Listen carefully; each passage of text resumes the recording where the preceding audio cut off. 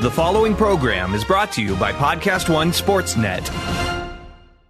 The Steve Austin Show is sponsored in part this week by DDP Yoga. Hey man, it's a new year, and everyone still seems to be in a New Year's resolution mode, trying to lose all that weight. Well, in the same spirit, my producer recently started his very own journey with DDP Yoga and their fantastic app. And he's starting at the beginner level, and the app has everything he needs, not just to change his life, but to own his life. Each week, Diamond Dallas Page shares a video that walks him through every single thing he needs to know. He can log all of his workouts, monitor his heart rate, check his progress with photos, measurements, and even a pain index. And if you have a Bluetooth heart monitor, the DDPY app can track your entire workout.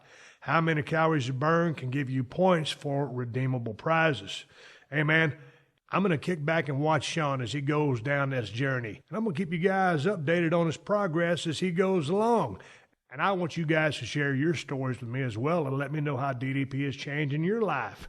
Hell, who knows? I might even have to jump aboard the DDP Yoga train. If you're more old school and prefer DVDs, they got DVDs.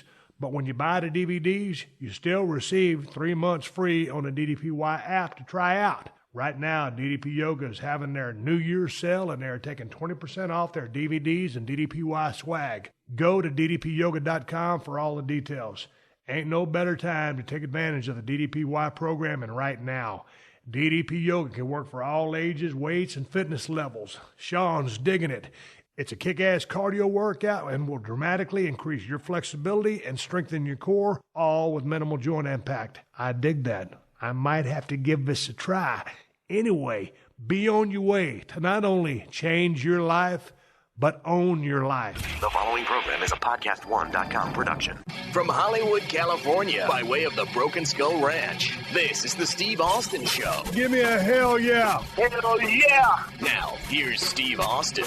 All right, everybody, welcome to Steve Austin Show. I'm coming to you from the mean streets of Los Angeles, California today. I'm sitting over here at 317 Gimmick Street at my little 4x4 podcast table. Callie, my black Labrador retriever, is sleeping soundly at my feet.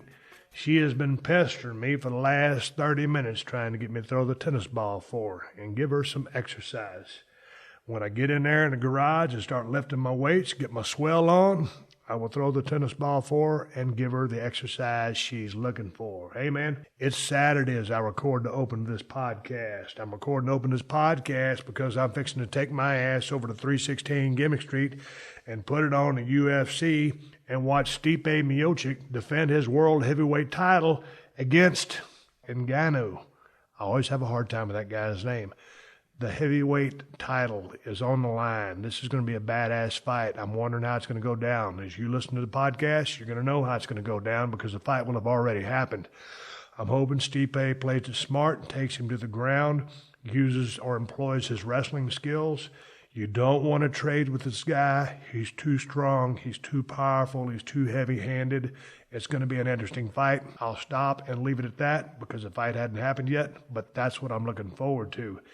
And then, actually, tomorrow morning, Sunday, I am headed to New York City, whatever airport we're going to land, go to my hotel, and then looking forward to being part of Monday Night Raw.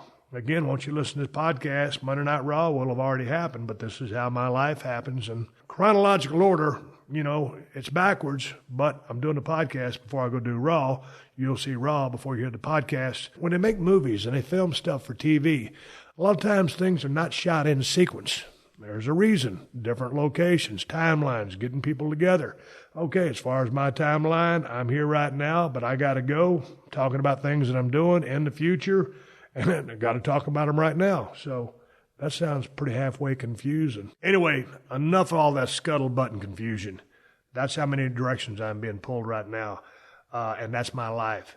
God dang it, I think you're going to really enjoy the podcast today and the podcast this following Thursday. I'm going to run it back to back. It's Badass Billy Gunn week here on the Steve Austin Show and the Steve Austin Show Unleashed. Billy Gunn was here in Los Angeles, California. He was doing a gig, a wrestling show, and he was hanging out with his son Colton. Colton lives out here in Los Angeles, California. I remember him from way back in the day when he was just a young kid. Anyway, Billy Gunn and myself are really good friends. We always have been. We don't call each other every night, every day. We don't text each other. We don't email each other. But when we hook up, dude, it's just like old times. We used to travel together many years down the road.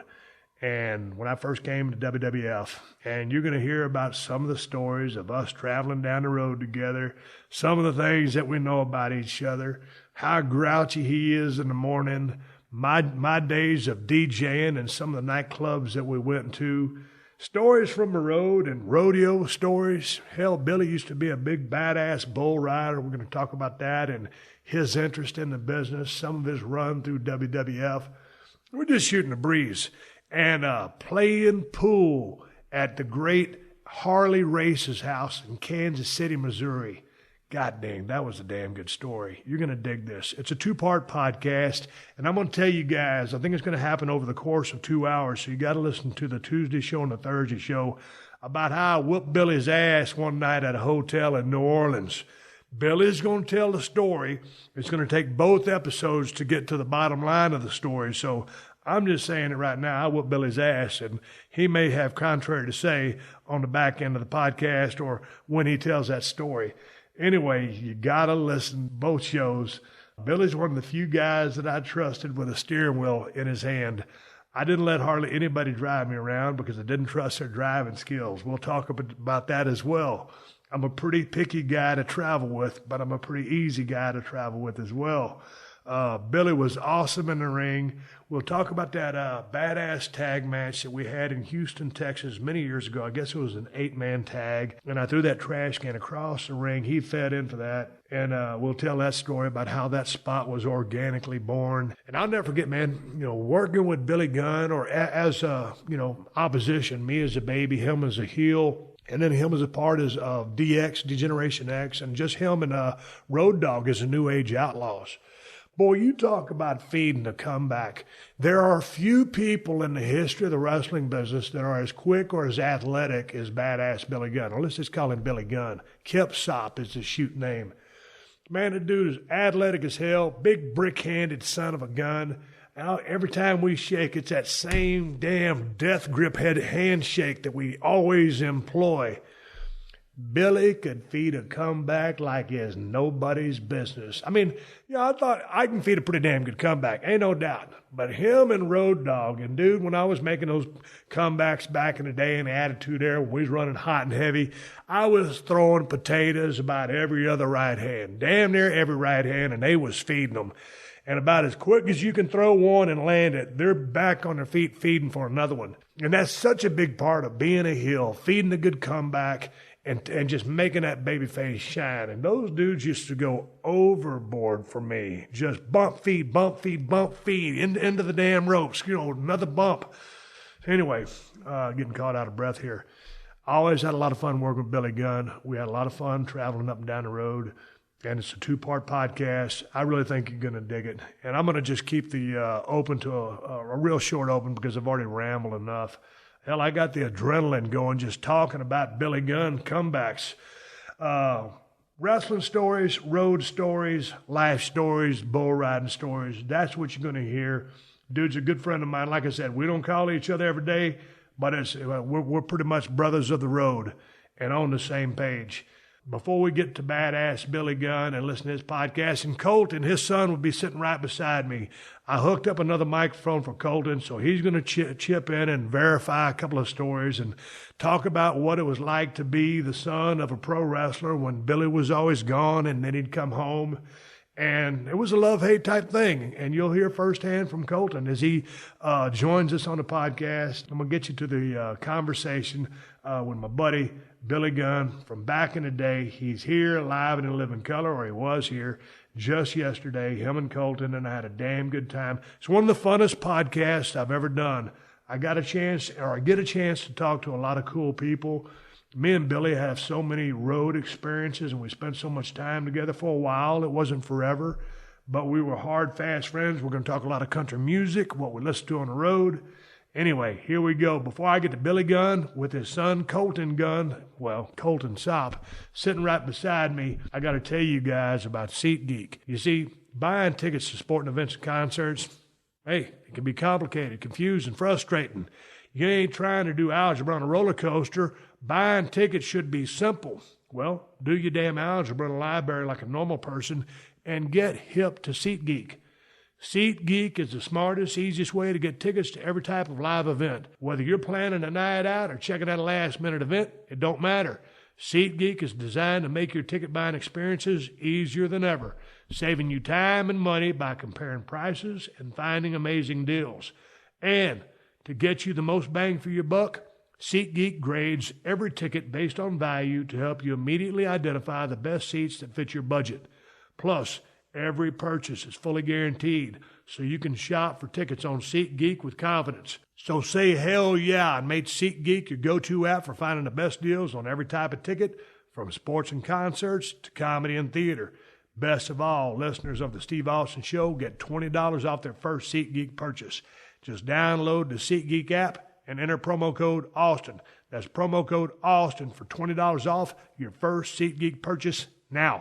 All the big names are on Podcast One Sportsnet, the home of Dan Patrick. If I'm hanging out with any of the Kardashians, I'm hanging out with Khloe. As well as news shows like Red Circle Sports with Dennis Miller. Goodell has become completely full of it. Wriggle's Picks with Rob Riggle and Sarah Tiana. Do you know the difference between a million and a billion? The B. And AP Sports Weekly with Jim Litke. Have you guys ever considered trading Alabama for the Cleveland Browns? All this and more exclusively on PodcastOneSports.com and the Podcast One app. This is the Steve Austin Show. Billy Gunn just rolled into 317 Gimmick Street with his son Colton. Yo, Colton, welcome to 317 Gimmick Street. Man, last time I saw you was a little bit ago, but back in the day, man, you was just a young little spriteling. Done grown up, dude. How old are you? I am 26. God dang, you went and got old on us. How you feeling? I'm feeling great. You better. God dang, Billy, you remember you and me were 26 years old? No. What are you, 52, 51? 54. 54. You don't look a day over 53. That's the kind of compliments you get over here when you ain't seen you. I wouldn't expect anything less. Dude, we're just going to sit here and go down memory lane. I done read your Wikipedia page. You done a bunch of them damn interviews where people research all your past. We ain't going to do that shit, okay? Homie, don't play that shit. No, not me. We know each other too much. Yeah. Quick question, tough question right off the bat. Greatest travel partner you ever had? I know you want me to say you, but you were kind of a pain in the ass. Dude, I know you're used to all your guests coming on here and going, Steve, your career was awesome. You were this, but babe, that ain't me. I have to remember. I didn't bring you here to blow smoke up my ass. No, I'm like having to get you water, snuff, the whole thing. And if you touch your water, you used to lose your mind. I'm like, that's the one thing about you I can remember is when we had our water in the car. If I even moved it or touched it, you didn't drink out of this, did you? Dude, I don't know where your mouth has been. Well, I basically did because we was traveling together, and we'll get to that in a little bit. God dang. Here was the thing I used to enjoy about traveling with you. You was a good wheelman. Because I would not let all of my travel partners drive a vehicle. Now, you were a safe driver, an excellent driver, and also, Colton, on a side note, somebody's all jacked up and mean. I wasn't going to try to pry his ass from behind the steering wheel. And by the same token, I like to drive. Kevin Nash, I'd let drive. You, and I can't really think. You don't let Mick Foley drive. Well, does he even know how to drive? Who?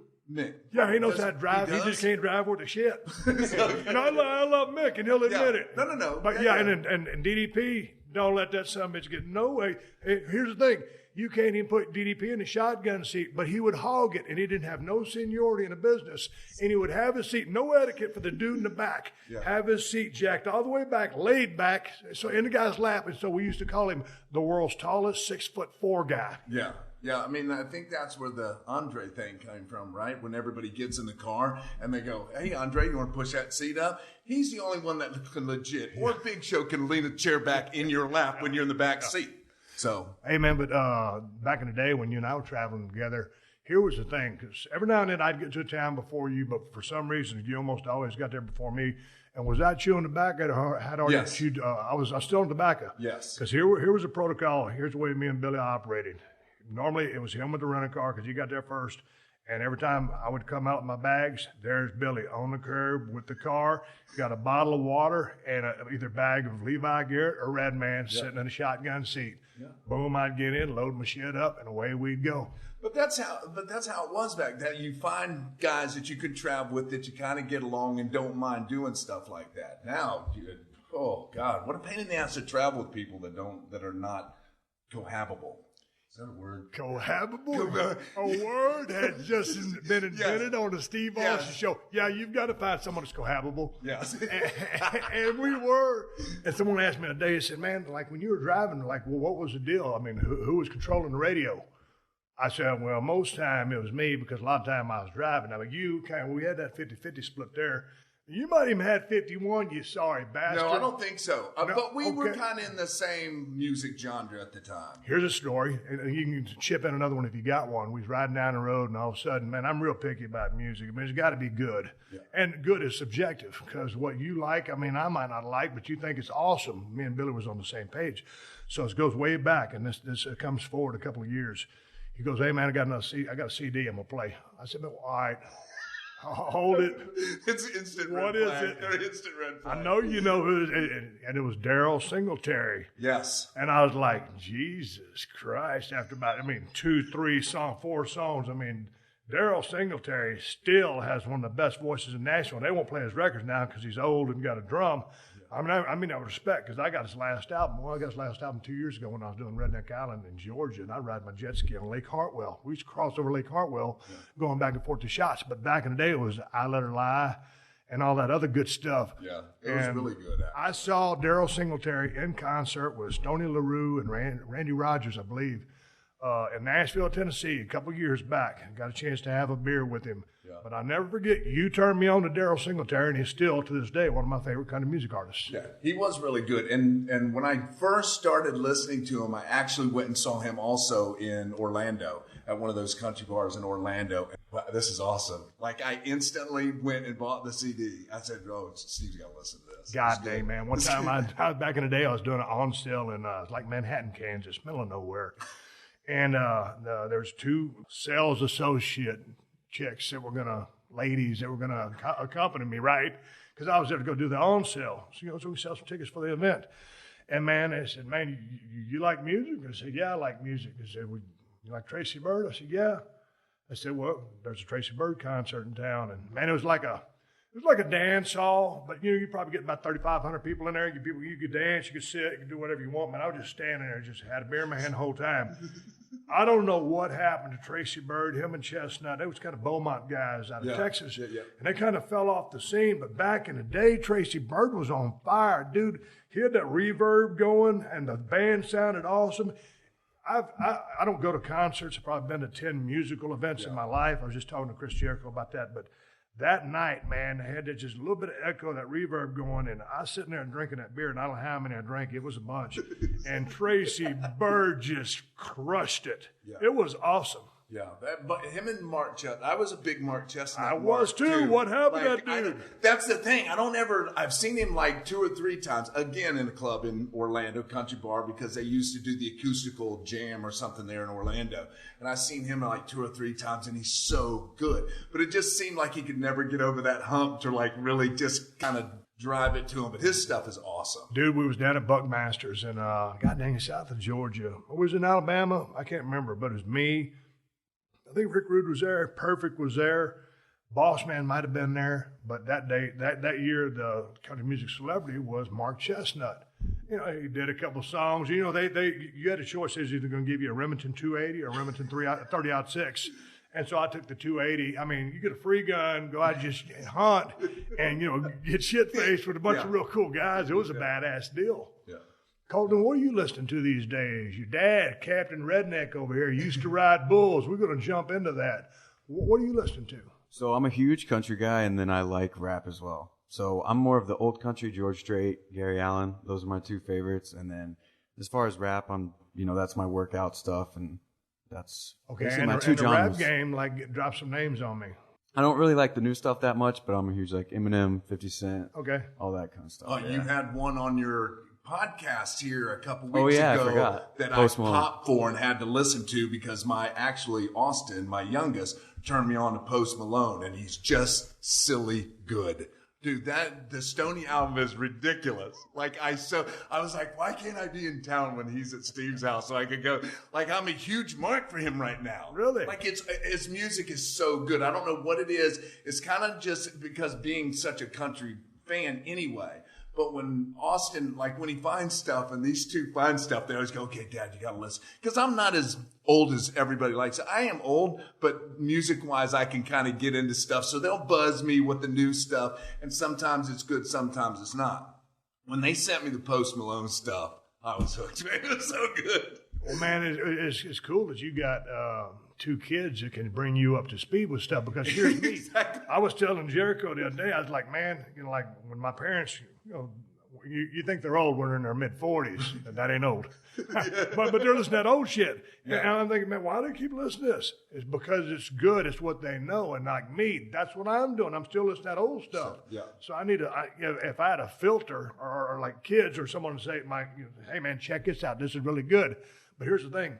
On Post Malone, all of a sudden, man, the BET Awards were in town. I believe we're here in L.A., but BET Awards were on. And my phone my Twitter account starts blowing up. I said, what'd I tweet? I didn't tweet anything. Post Malone had worn one of my licensee vests to the event and performed in it. And so I said, who is Post Malone? So, that's how out of touch I am. Well, to his credit, the kid's only 22 years old. Yeah. So I've got to research him. I said, okay, here he is on Twitter. He follows me. Yeah. So I followed him back. I said, vest was a nice touch. And boom, that's why we got in touch. And so, dude, we're sitting right at the same table. He's sitting right there where you're sitting at. He pulls in it's a $350,000 Rolls Royce Wraith. I ain't never sat in a Rolls Royce, much less a Rolls Royce Wraith with the suicide doors on it. And I was like, Jesus Christ. The kid comes in with 2 18-packs of Bud Light. And I just started the keto diet. I was trying to lose a few lbs, right? Yeah. The kid shows up with 2 18-packs of Bud Light, and I'm thinking, well, I got to drink a beer with Post Malone. Yeah. So I sipped one. But, dude, he sat there and crushed about, he could go with us back in the day. Yeah. I heard about that on the podcast, heard about him getting that vest because he bought it for $1,000 from a buddy of his. 2,000. Come on, don't try to discount a Stone Cold Steve Austin. I figured by now they would discount a little bit anyway, right? I think I had actually signed that vest, which increased the value by about 3%. See what I did there? Yeah. I didn't go crazy on you. Hey, while you're in a good mood, I want to see if you would tell that story that night I whooped your ass.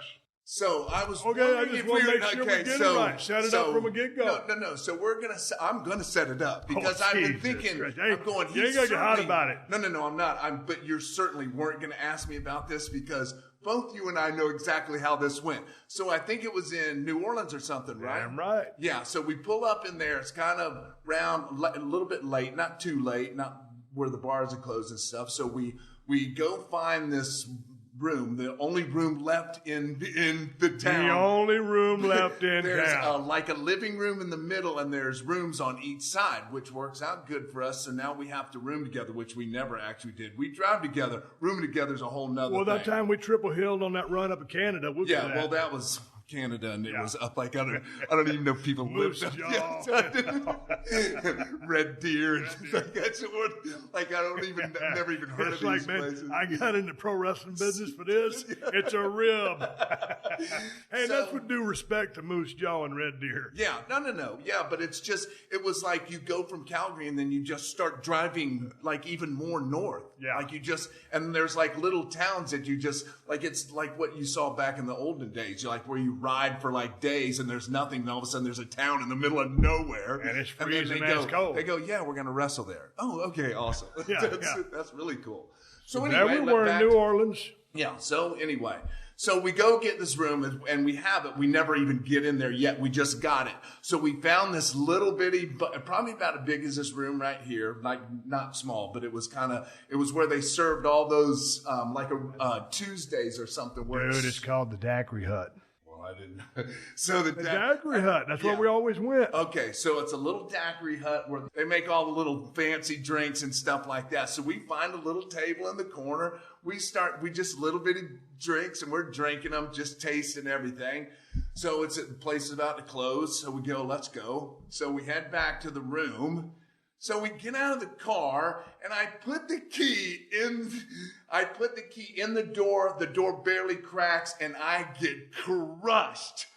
I thought somebody had tried to mug us. I literally get crushed, and I look around, and lo and behold, there was little Steve trying to. Oh, that's little Steve. That's still little Steve.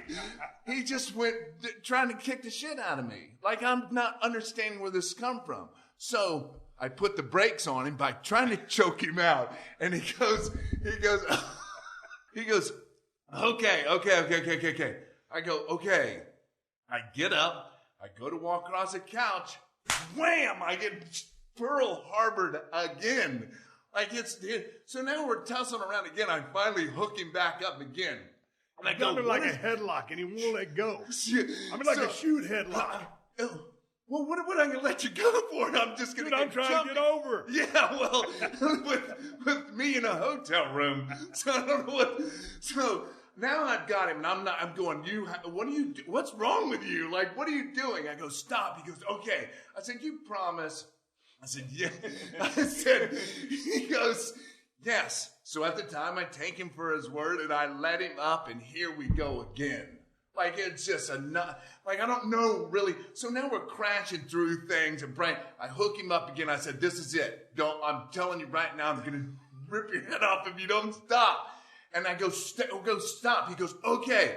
I go, you promise? He goes, yes. I go, you swear? He goes, yes, I swear on my kids. And I went, okay. All right, so you swear on that. I get up. Here it comes. I'm walking through the door. He hits me into the door and goes, I got billy goats. He goes, wait, you swore on your kids? I said, I got billy goats. Get it? Kids, billy goats? Yeah. It's called a young billy goat. And here's the thing, man. We was wrestling around. Finally, we stopped. Goddamn, we had a better match with you than I did at the arena. And then the next day we go to the shot. And I think we were supposed to go on from there. All of a sudden, I start looking around. You know how you've been on the road where if you got a tag belt or a championship belt, and all of a sudden, like, hey, man, is that something in my suitcase, or did I remember to pack it, or what? And like, dude, where's my gold chain? I was wearing that gold chain that got when I was with Brian Pillman. I said, man, let's start looking at all my stuff. Couldn't find it. Called the damn hotel. Hey, man, what's up with the people that clean the hotel? I said, maybe they stole my necklace, or maybe they saw it. Yeah. And sure enough, nothing. Sure enough, we go back to the hotel room, start looking. I pulled that credenza buffet thing on the side of the wall, whatever you call it, away. And then a sorry-ass shag carpet. There's that goddamn gold necklace. Boy, I breathed a sigh of relief. Yeah. It's always, if you can find something like that, normally it's already gone or somebody's taken hijacked it. Hey, can I ask you a personal question? Of course you can. Ask me whatever you want. Why? Okay, there's a couple of personal questions. Okay, one. Why were you so miserable to be around / angry in the AM periods? Because I have to get function. I have to start, like, I'm better now. Yes? Yes, thank you. So this goes back. Yes, so he's much better now. Well. But, like, when we were little, it's like, okay, don't mess with him for 3 hours until he gets up. So there's a shoot. Oh, yeah. No. It wasn't just being around you. Oh, okay. Well, I must really suck. But it's just, I'm just never been a morning person. I have to function. I have to let things kind of around. I have to get going. And then if you just wait and don't talk to me, then we're good. But Bob, Holly, and Bart were the worst. Like, they have to sling curtains open, start being in really good moods, and we all know Bob Holly's just as bad as I am. Yeah. But on these occasions when we're together, he's like the chipperest guy on planet Earth, right? Because he knows that he's just ribbing me to rib himself. Yeah. I don't know. It's just a thing. I'm just not I have gotten better because I feel like it's just a thing now. Back in the day, well, even to this day, man, I mean, I wasn't as bad as you, but I mean, and I'm just ribbing you. I'm ribbing on square. I know. But, man, until I've had 2 or 3 cups of coffee, dude, I mean, I'll talk to my wife, and I'm like, yeah, man. Just let me get this couple gallons down, and I'm good. Yeah. Are you a coffee guy now? I mean, what is it? Or is it just time? It's just a hit and miss with the coffee. I have a routine. I get up, I say hello to all the dogs, and do that thing, and then I drink some water and stuff. And if I'm in the mood for coffee, I will. But I have to sit down and go, okay, I'm alive. I have to realize I'm alive first and go, okay, that's good. So now I have to live the rest of the day. I have to carry on the rest of the day because I woke up. And then I just, like my wife said, now she is off to work now, so she doesn't have to deal with me. Yeah. So I get to do my own thing. It's just like what she says when I'm home for a long time. She goes, please get back on the road. You're killing my scheduling I have. Like, you're ruining the dogs again. You're like, it's just a big whirlwind. You talk about it all the time. You want to go home because you're on the road so long, but then when you're home too long, you go, hey, I want to go back on the road. Yeah. But it's the same. But we got to realize it's the same for our wives. Yeah. It's not the same, but it is that we ruin their schedule because they do the same thing on both sides. You know what I mean? So it's like she goes, okay, you've been home. It's awesome to see you. When do you leave again? Like, please tell me it's soon. I mean, that's my wife. That's what it used to be the day, back in the day, for a while, dude, we was running hard. And before I came into WWF, it was in harder schedule. And then it'd be like, you're on the road a couple of weeks and be like, man, I'm real ready to go home. Yeah. And then, dude, I mean, for me, I would be at the house for like a day and a half. And maybe we had 2.5 or 3 days off. 2.5 probably. But dude, after a day and a half, and I did the same thing every single time. I just open my suitcase by the washing machine, throw stuff in there, it's dirty. If it ain't dirty, I ain't washing it. Right. Put the same shit right back in because I'm in a different town every single night. Yes. I wear the same thing every single day. Here, yes. I got 10 pairs of the same shorts. Yeah. Everybody says, dude, don't you got no more clothes? Yeah, I do. I just buy all the same stuff. But that's where I operated. But after that day and a half, I was kind of like, and I look back and, man, dude, I wasn't interesting, Colton, because, man, I wasn't the greatest dad in the world, man. I was gone. And then, when I was home, man, I was still, pretty much in go mode. Yeah. And so I wasn't really available. But yeah, man, I was just ready to get back on the road. How hard was it for you? Or was it hard having a guy in the business when you was a kid doing with your brother and your family structure, while he was going and doing his things and you had athletics or this, that, or problems? Right. So it was always love-hate relationship. You love it. Like, kids were like, holy cow, that's crazy. Like, you're, all the wrestlers, everything. I'm bringing the tag team championship belt to show and tell, Summers, summers when we don't have school, I'm traveling. I get to know all you guys. We used to wrestle around the back. But then the hate part is, you're gone 300 days out of the year. And then when you are home, you guys are just exhausted. So, you're going to sleep. So, I mean, it's 50-50 love and hate. Those memories I wouldn't trade for anything, back then. But it's hard when they're not around, I guess. Dude, how did you end up in Santa Monica, California? Because you grew up in Florida. Yeah, I was in Orlando my whole life. Went to Florida State, moved back to Orlando, was working construction. I was superintendent out there. And then my girlfriend got a job out here. And I'd been in Florida my whole life. So I was just like, let's try out California. And what's wrong with Santa Monica? Did Perfect you weather. graduate? Yes, I did. What'd you get a degree in? Finance and applied economics, double major. Where do you think Brando come from? I tried to keep telling you I'm extremely smart. I passed that on. Yeah, I'm not taking any of that. Like, he's just, he's the super kid. The other ones, Austin's good too, but he's just always been that guy. But he got to go to college where he wanted to because he was born in Tallahassee and then got to go to school there. He always wanted to go to school. So what do you do for a job? Now? Yeah. So I just moved out here 4 or 5 months ago, and I've just been kind of working out and playing basketball every day. I haven't kind of on the job hunt now, so started that a couple weeks ago. So what do you think about L.A. so far as long as you've been here? I've been here 13, 14 years, almost in this neighborhood. I lived in Malibu for 2 years and then back in this general region. When I first came in, I lived 3 miles away in Playa Vista with DDP, but I've always been in that Marina del Rey, Venice area. You're right down the road, you're the next town over. Coming out of Florida, all that heat and humidity in Florida's a great state. I love it. I dig it. Big-ass mosquitoes and cockroaches. Great place to wrestle. And those WCW TV tapings we used to do back in the day. But my question to you now out here on the West Coast, other than the traffic, which sucks ass, and all the ambulances and the helicopters, L.A. is a cool place. It's awesome. Like I was telling him the other day, I mean, the weather is perfect every single day. I never check the weather app. I mean, it's going to be 75 and sunny every time I walk outside. And then there's just so much to do. You know, I'm not doing the same thing every single weekend. You can be in the mountains, you can be on the beach, you can go to the Staples Center and watch an NBA game. It's just, there's endless things to do. Yeah, man, but you're young bucks.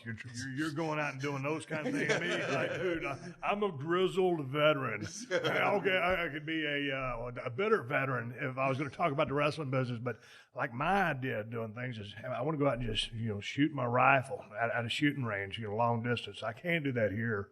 I just want to get on my four-wheeler or my UTV and just go ride somewhere. Well, I can't do that here, so I'm kind of like hemmed in. I got a little compound here, but I might have to put up a hoop or something, start shooting some b-ball. Yeah, because we know that you're athletic enough to do that. Dude, have you ever seen me on a basketball court? Have you ever seen me just rain down and just smash one in dunk? The only time I saw that was actually the one that where you get that you lick the sticky thing and put it on the door and you crumple up paper. Like I saw you do that once, I think. Hey, dude, I'll admit I ain't worth a damn at basketball. But back in the day, I can't remember. I'm sure you were in the company. Do you remember the time that we played the charity softball game with those special needs kids? Yes. Well, dude, we did a couple of those, actually. Okay, we did a lot, and Yes. they still do. WWE is tremendous about Yes, doing they are. stuff like that. Well, my wife's a former special education teacher. So anyway, but as far as my competitive combat zone goes, it was a little gimmick softball game. I thought it was a shoot. I'm out there swinging for the fence, sliding into second base, and then trying to tag the kids out instead of letting the ball roll underneath the glove. And I was like, it wasn't until like the seventh inning, someone Trying to smarten you up a little, going, hey, tone it down a little bit. I mean, hell, Chris Adams did a better job of smarting me up to the damn business when I broke in, and they did it the charity softball game. Like, hey, man, help me out. They're probably thinking, man, that's Stone Cold. What an asshole. Might as well stun the kids. Yeah, but I'm bad about that, too. I mean, especially, like the day when we played sports and stuff like that, I'm bad about that. Me and my wife's first date, we went and played putt-putt golf, and I smoked her.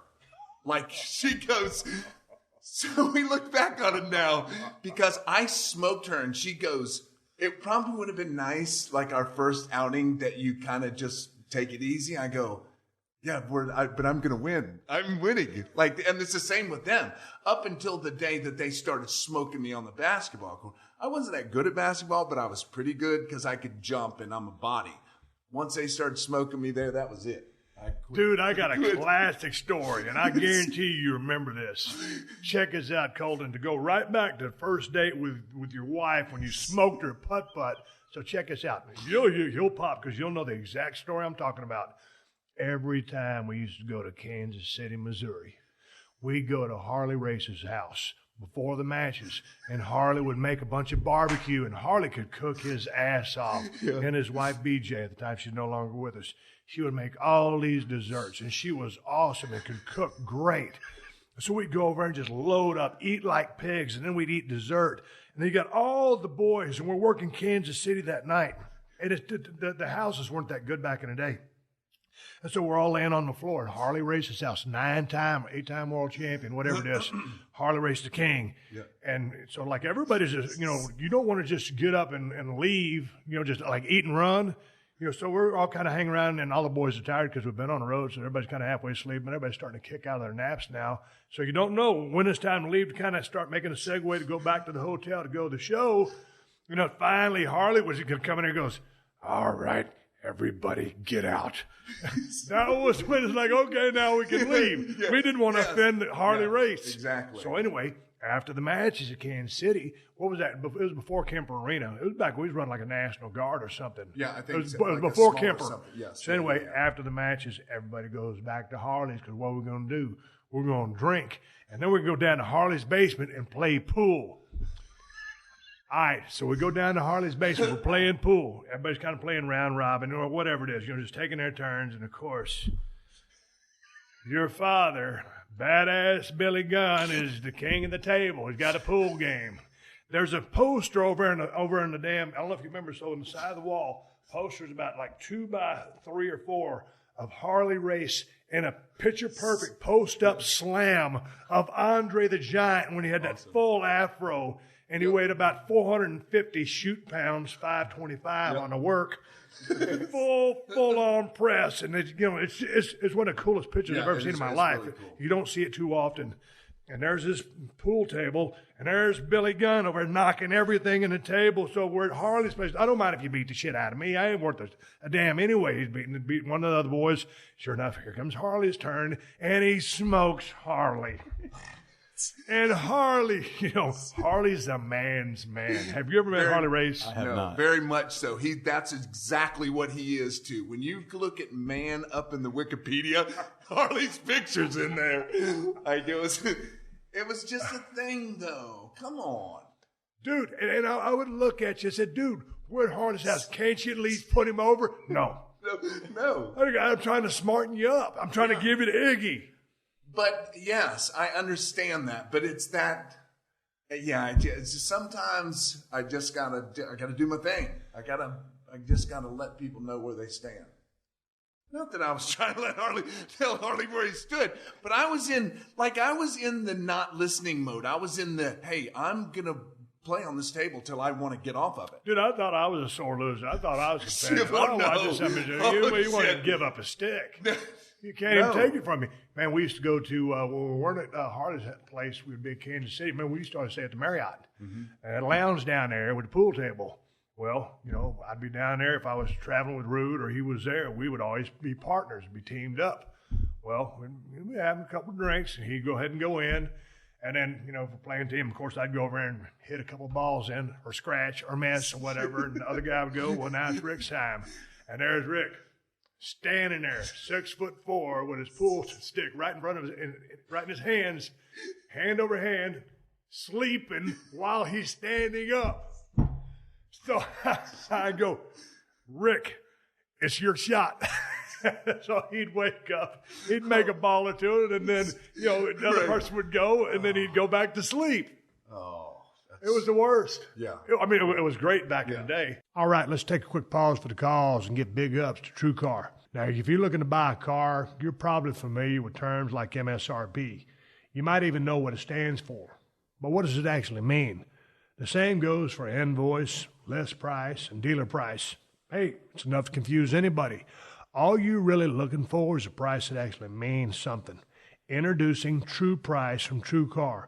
Now you can know exactly what you'll pay for the car you want, including fees and accessories, before you even get to the dealership. TrueCar dealers will show you the true price on cars like the one you want, all from the comfort of home. And how do you know if your true price is a great price? Because TrueCar shows you what other people paid for the same car you want. And your certified dealers know this, so they set their true price competitively so they can win your business.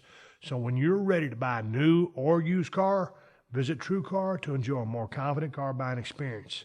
Some features not available in all states. Hey, you're also going to need car insurance for that new vehicle. Go to geico.com, and in 15 minutes, you could be saving 15% or more on car insurance. That's right. Save hundreds of dollars on car insurance at geico.com. Extra money in your pocket? It may just be the most rewarding thing you do today. PodcastOne and Sound of Success present Oh My, a celebration of Dick Enberg. A special Sound of Success episode commemorating one of the greatest sportscasters of all time. Hosted by Rich Eisen and Susie Schuster, with interviews and stories from Vin Scully, Jim Nantz, Bill Walton, Dan Patrick, Billie Jean King, Steve Kerr, and more. Find Oh My, a celebration of Dick Enberg on PodcastOneSports.com and the Podcast One app. Before we get to the rest of my interview with badass Billy Gunn, let me give a quick shout out to DDP Yoga. DDP Yoga is a kick-ass cardio workout and will dramatically increase your flexibility and strengthen your core, all with minimal joint impact. Sign up for the DDPY app or go to ddpyoga.com for 20% off all DVDs and DDPY swag. The Steve Austin Show. The Steve Austin Show. What was your impression of the Harley race?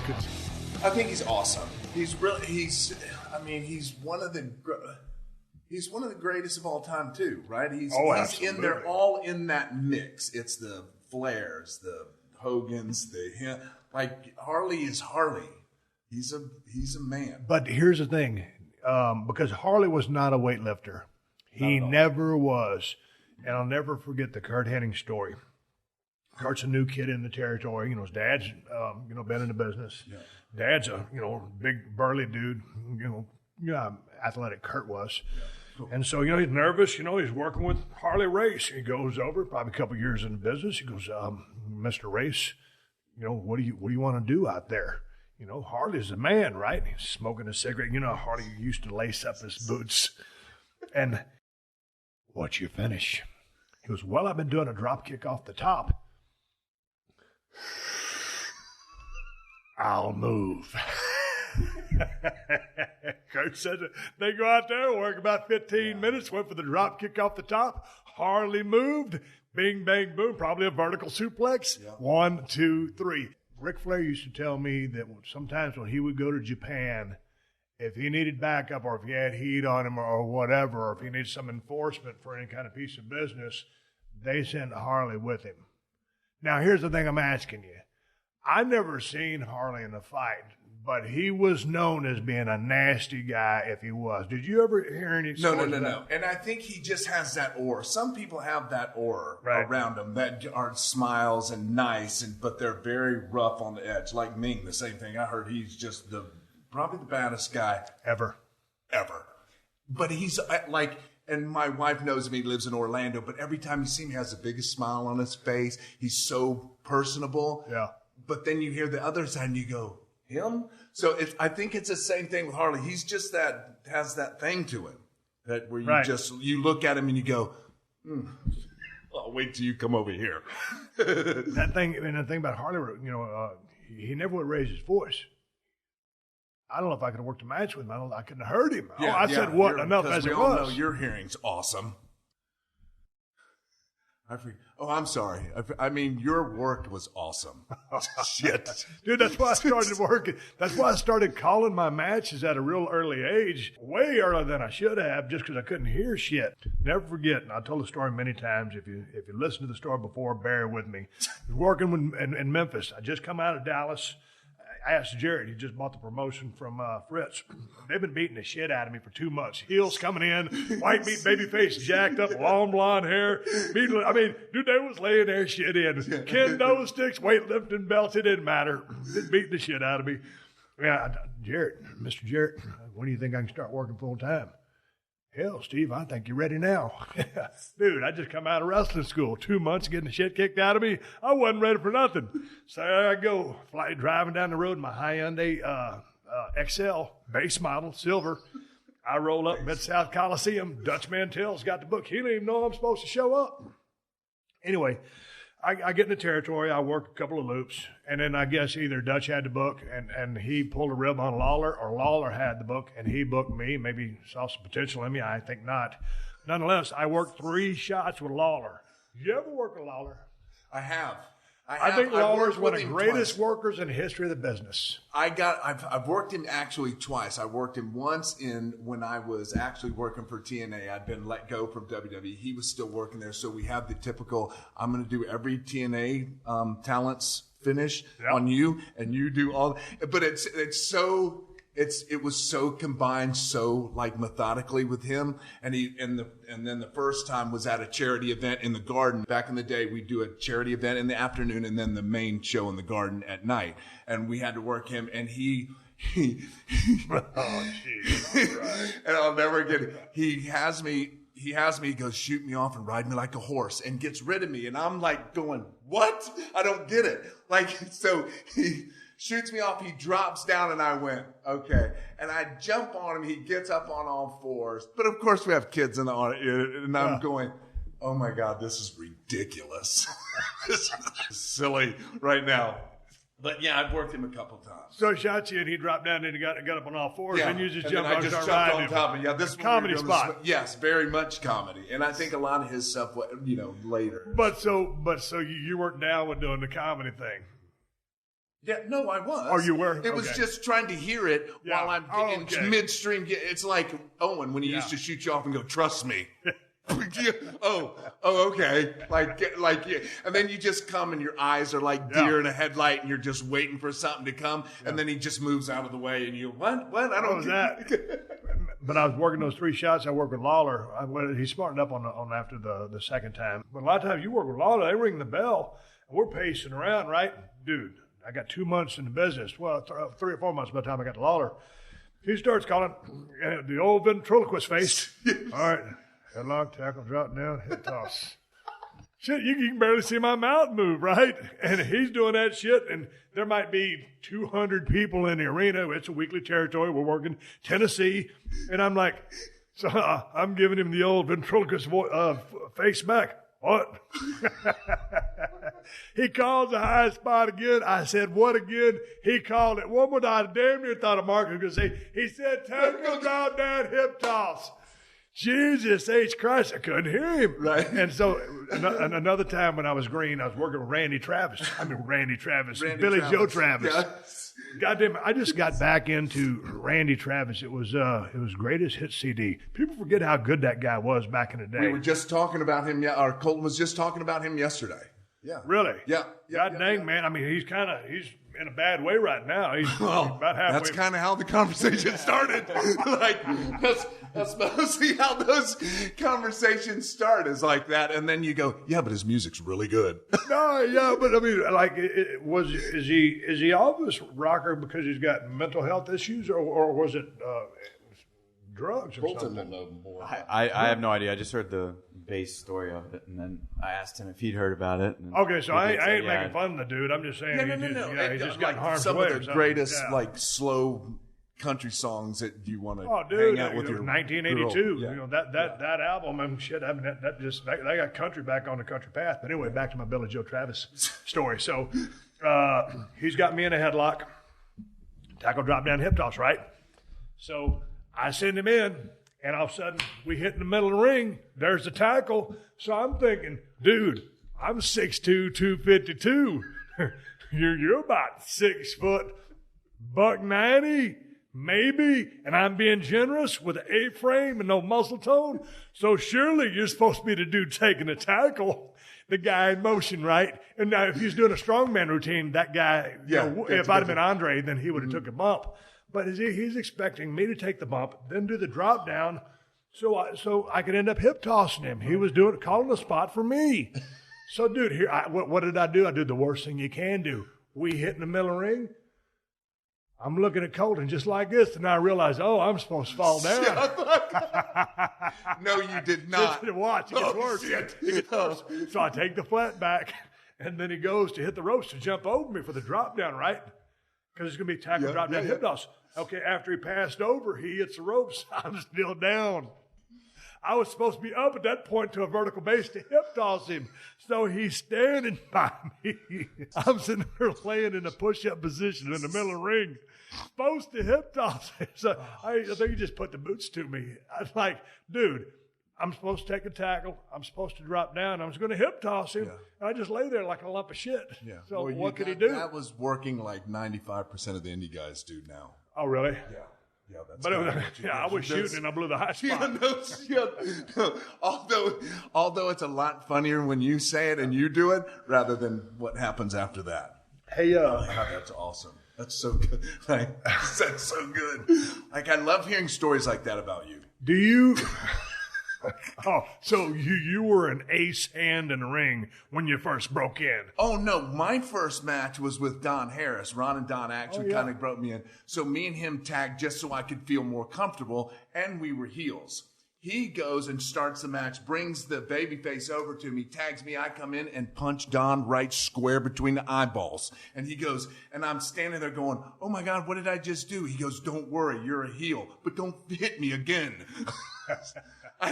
He literally had just had him. Yeah. I tag in. Don's my partner. I walked in. Bam, right between the eyeballs. Why would you do that? I have no earthly idea because it was my first match and I just lost my... So you would punch your partner right between the eyes? Yes. Now, there's one thing if he's holding him right in front of the... No. No, I just hit him because I lost bearings of what I was doing because I let the... Dude, how good is your eyesight? It's really good. But It's the excitement of wrestling in front of 15 people. And who trained you? Ron and Don Harris. Jesus. How much did they charge you? Nothing. So and they ain't got nothing to complain about. That makes my story even better. Yeah. So. Why did you want to get in the wrestling business? I have no idea. Did you love it? Did you watch it? I did not. What were you doing? I was riding bulls and working and Yeah. stuff like that, like working a regular job. I mean, when What was a regular Vince job brought for me, you? I was doing metal framing and drywall for Mater Southeast, big company, had all the Disney contracts. Did you go to college? Hotels. Did I what? Go to college. Yeah, Sam Houston State University. That's what I was going to ask you, because you end up in Texas. How in the F did you end up in Texas? Because that's the only school that gave me a scholarship to do what I wanted to do. Play football or baseball? No. Ride? Ride bulls. Okay, so you was riding down Florida. Yes. Okay. Yeah, high school road, the whole nine, train horse. So did you grow up on a ranch or farm? No, I did not, but my dad had horses, so I've been doing it since I was a freshman in high school. Even before that, it was kind of just minor stuff. There's a place, River Ranch was down the road from my house. We just bounced all over the place, trying to get my head wrapped back around this. So there's a place, River Ranch, you could go ride all the time. And then I got in high school rodeo all 4 years. Played football my last two. Wasn't very good my junior year, but my senior year I was silly good. What position? Just all kind tight end, and I kicked the football too because you can catch a football. I believe that you can block. Colton. You're back up on this. He's all right. Now, I can see that you would be a good blocking tight end. Dude, No. every time I shake hands, we're just on the sidewalk out there. Big brick-handed son of a bitch. The hardest handshake in the history of the business. Did you ever do the gimmick shake back in the day? No, I heard you talking about this, and I literally almost wrecked my truck laughing about it because I didn't ever get it. Like before, when you asked me why did I want to wrestle and how did I get in, I just fell into it. I never watched it. I was never a fan of it. I would always make fun of it and didn't know nothing about it up until the day Ron and Don took me in a ring and beat the shit out of me for 3 hours. And I went, this isn't it. This isn't what I've come across on TV. Yeah, I was never a fan of it, ever. But then once I got hooked that day, that was it. That was it. I couldn't get enough of it. Okay, so going back to your bull riding days. Yes. So were you like Mr. Cowboy in Florida? I mean, yes. was it a cowboy or country kind of town? I mean... No, it's just my dad had horses. That's what I wanted to do because me and my dad were super close. We didn't live on a ranch, but we lived out in the woods kind of thing. Yeah. So I just picked it up. He trained. I could ride a horse before I could walk, actually, because he used to have a horse that was on voice command. I'd sit on him, do the mane, have the mane in my hand like this. My dad would tell him to do whatever, and he would do whatever. So I'd just sit here and go like this. Right. I'm bouncing up and down, by the way. So when did you get on the back of a bull first time? Probably when I was about 10 or 11. But what are you right now, 6'4"? 6'5". Yeah, 6'5". 6'5". Almost 6'6". Yeah. Almost. Almost. You're right. Yeah. It depends on what shoes I have on. No, but I've always told you from back in the day, because when you watch PBR anymore, or They're back all, in the day, yes. Dude, man, it was 5'7". Yes. Was I? Yes. Yes. You were, dude, I was way tall. too tall. I mean, your damn legs damn near dragging the ground. It's just like anything else, though. You adjust. You either start practicing, because I have so much top part of me that just whips all around. I mean, it was a little bit different back in the day. Nowadays, I mean, good Lord, they're bred to just do what, like they could be bred to walk in this front door and do this podcast with you for right now, how they are. But they're insane. Right. Like, there's no way I could do it now. And really, anybody over 6 foot, there's no way. There's so much spin to these bulls now, and so much. It would just rip a 6-footer apart. What'd you do at Sam Houston State? Did you graduate? No. How long were you there riding bulls? Close your ears, Colton. No. He started graduating. He's all right. So no, I had a bunch of football scholarships. To go play football, that just wasn't where I really wanted. That just wasn't what I wanted to do. I give you props for that. I wanted to ride bulls, and I really wanted to. And a good friend of mine, Morris Futch, who I lived in Florida, went to the college finals. Me and him went with all kind of stuff together. That was the first time I actually left home and traveled. Me and him traveled around riding bulls, just kind of like what you're going to indie shows. We were going to just potluck rodeos and stuff and riding and stuff. And But that's what I wanted to do. And he was going to Sam Houston, and I talked to them, and they thought about it for a while. I had to do a little bit of community college to get back because my grades weren't that good. And then I went there. They offered me a scholarship to go there. I went there. I was there for maybe one semester. It just wasn't me. College isn't me. I'm not as smart as my kids. So what'd you do? Just bail out and keep riding bulls? Yeah, so I worked on Roy and John Carter there in the Cutting Horse Hall of Fame. I had a job there. They let me stay on the ranch.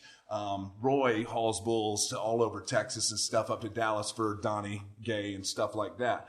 So he would let me get on all the bulls that we brought there, which in turn, Roy's really good bull rider.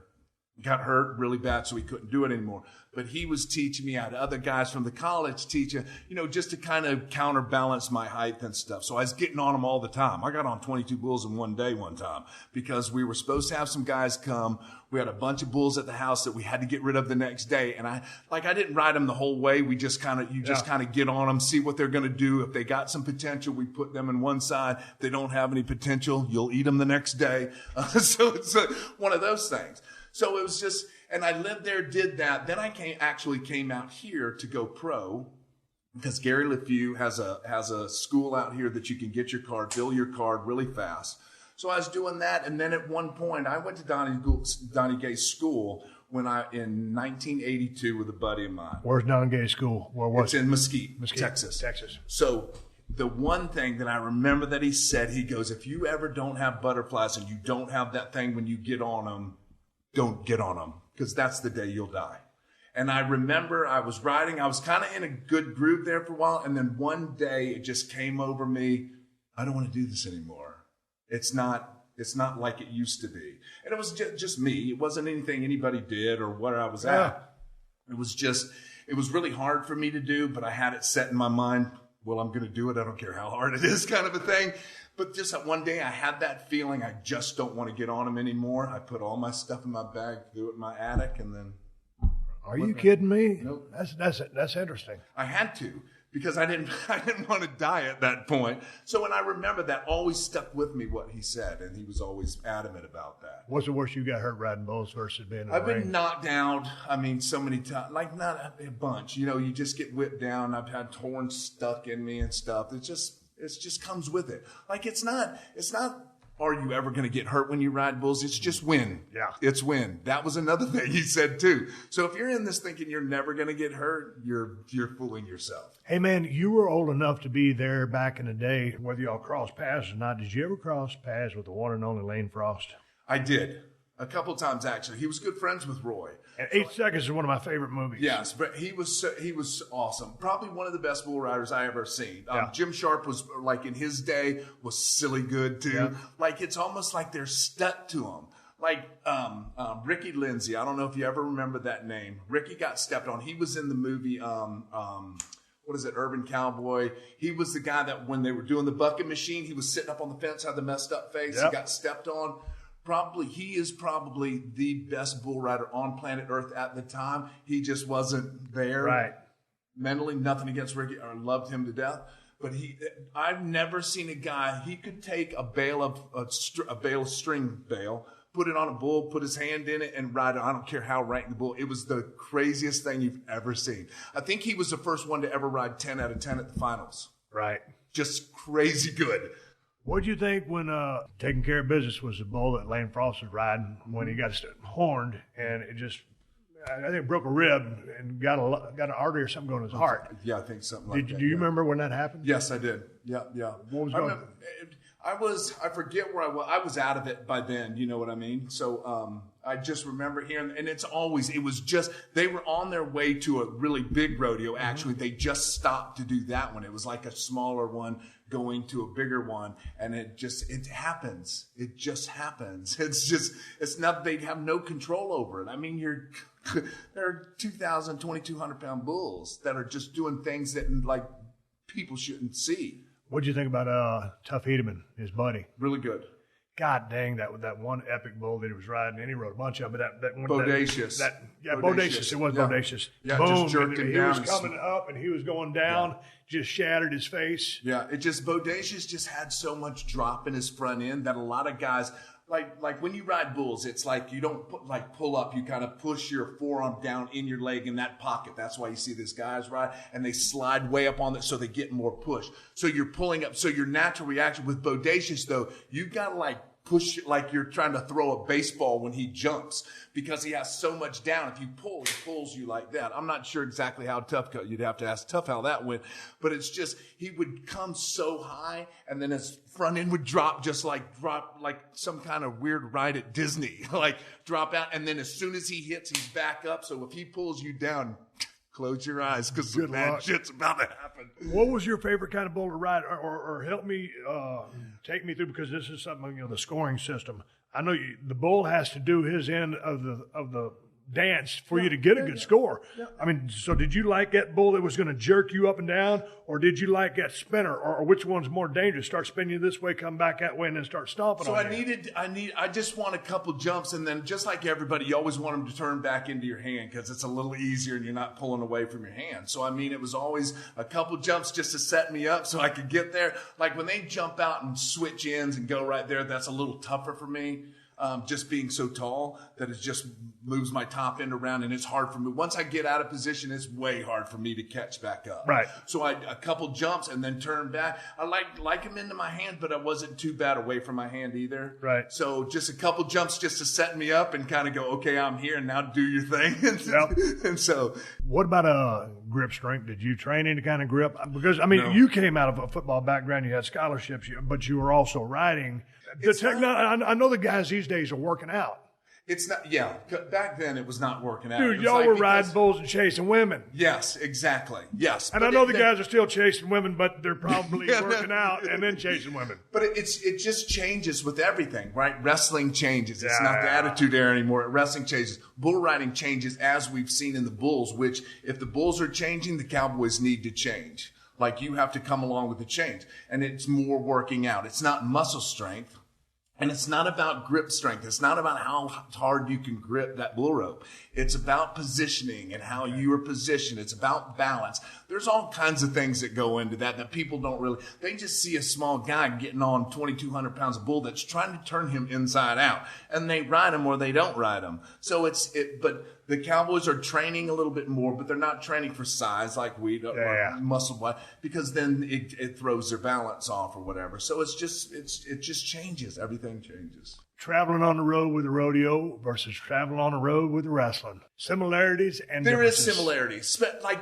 Like nowadays, you hear guys flying in their own planes and those top guys. Because back then it was just a PRCA. It's the whole rodeo. It ain't just a bull. Unless you go to an invitational or a jackpot, then you'll have bull riders only.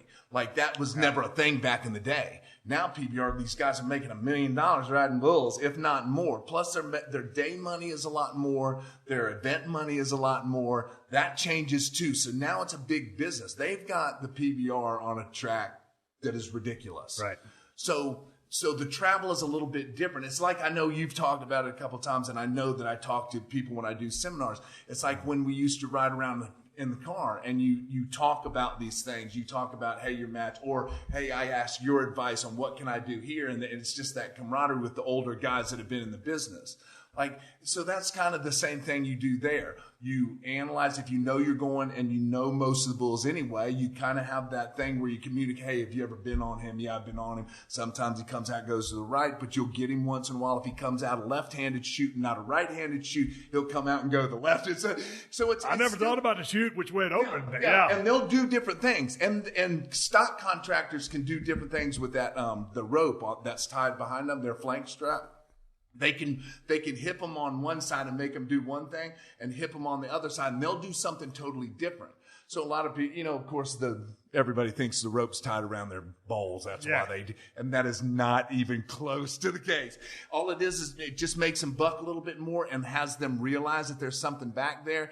But contractors can do some funky things too. But see, that's an interesting thing that you said that, because that's tricks of the trade. Yeah. See, I was always hip to the flank strap, but how you tied it, or even which end of the gate or the chute opened up, could dictate a different outcome or beginning. Because if they have to look out to the right or look out to the left, for them, it's a totally different scene. So they do something totally different. Although they might do the exact same thing, these guys have got it down. They've got these bulls down to a science. It doesn't mean, but 95% of the time they will do the exact same thing. Maybe an extra jump. Maybe they'll come out of it and turn back. But that's very rare that they do this. So they just go by percentage of what they do most of the times. These guys got logged and all kinds of silly things.